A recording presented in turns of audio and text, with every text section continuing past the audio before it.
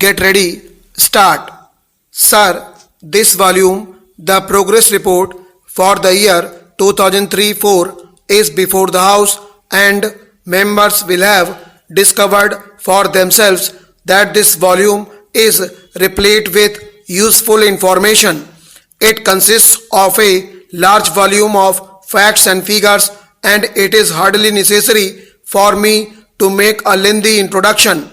This report is the basis of discussion now. I would make only one request to honorable members.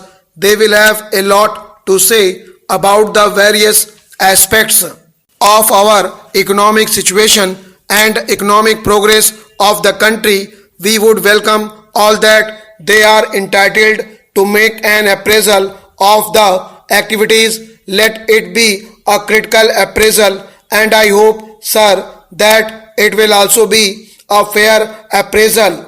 In doing so, we will have to think not of today, not of the conditions in which we are functioning, but we have to take our minds back to the days when the idea of a plan took shape, when the proposals that are now before us and the action that has been taken on them was conceived of. What were those conditions? It will be very easy for all of us to recall the days of anxiety through which we were passing then. We were not sure of our food supplies for the next month. We were, as some people said, living from ship to mouth. We had a certain nervousness about our food supply. We had, on account of frenetic demands from all parts of the country, to move food from one part to another and rush it to places where stocks were low. We had to import large quantities, spending large amounts of foreign exchange. We had also to give heavy subsidies, and yet people were not satisfied and they could not be. There were controls and there were difficulties experienced by many people. The quantities consumed by them then were low relative to what a normal human being must consume. Sir, this was the situation in respect of food and in respect of other consumer goods also. Cloth was so difficult to obtain even to cover the minimum needs of an ordinary family. We had difficulties in other directions also, difficulties about transport and so on. And then it was in those very days that the problem of rehabilitation of displaced persons was prominent. We had started tackling it, but we had not completed that yet. Prices were rising, and so many people felt that at those high prices an average family could not subsist.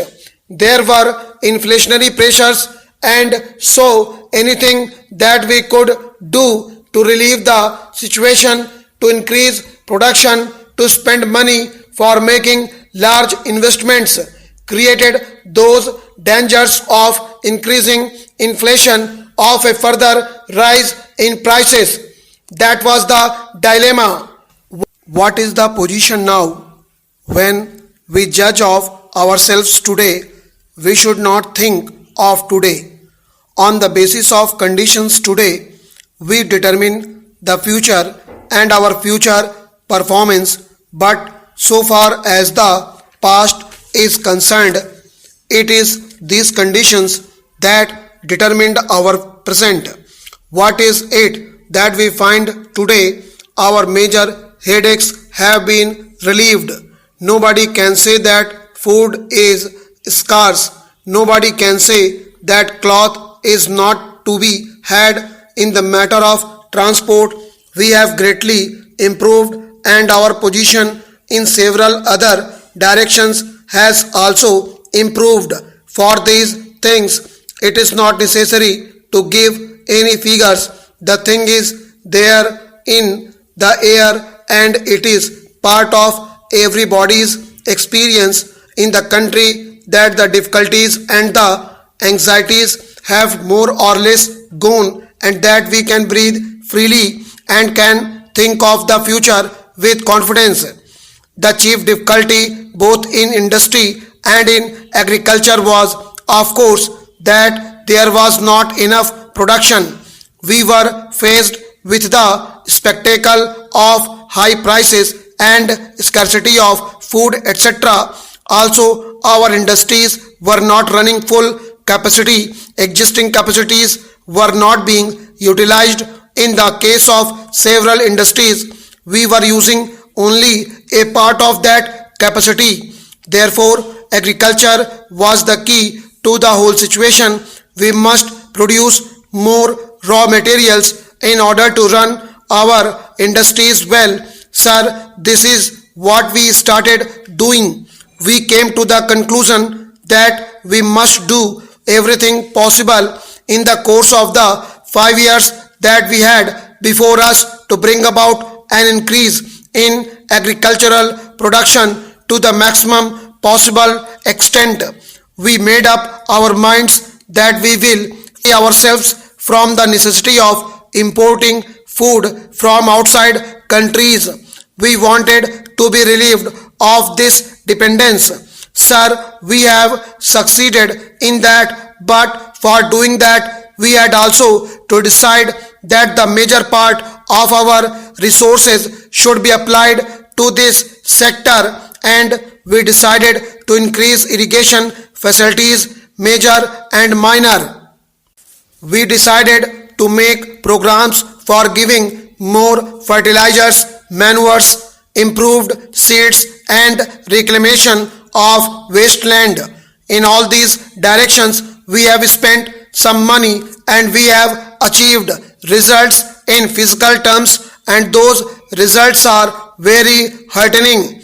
In the field of irrigation, for example, we can legitimately take a measure of pride in what has been achieved already. By the end of this year, the area irrigated by projects is expected to exceed 5 million acres.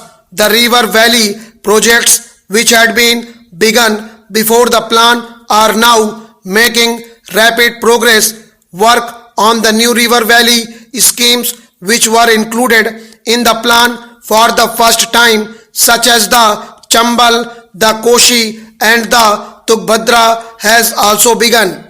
On the Koshi, preliminary work has been completed and construction is about to begin. Some members were anxious about Koshi. Estimates of about 7 or 8 crores of rupees have been sanctioned and all preliminary work has been completed. I may tell them that in a few days construction will be taken in the hand at the Koshi project. We also hope to witness the heartening spectacle of large-scale public participation. Stop.